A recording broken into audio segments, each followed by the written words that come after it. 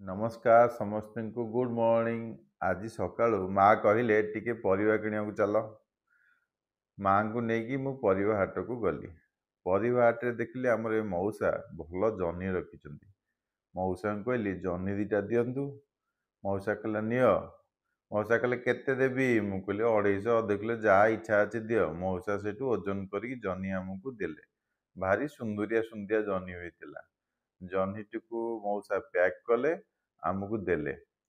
सेठु मो बो जह्नी धइले जह्नी पैक कले जह्नी किणा सइला तापर चालू आमे शाग दुकानी को।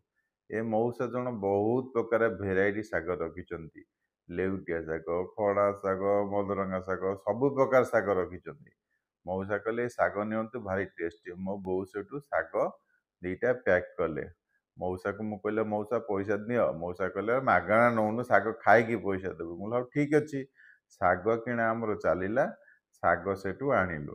तापरे मो बो कहले अरे पुओ शाग तो किणा सइला एठु आउ टिके ओउ नै थांती। ओउटा सोमवार कार्तिक मास सोमवार अछि तो टिके खट्टा करिथांती।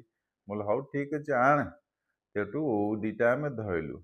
तापरे फूल आंब डाल किणिकी घर को आमे प्रत्यावर्तन कलु। आंब डाल 2टा फूल 4टा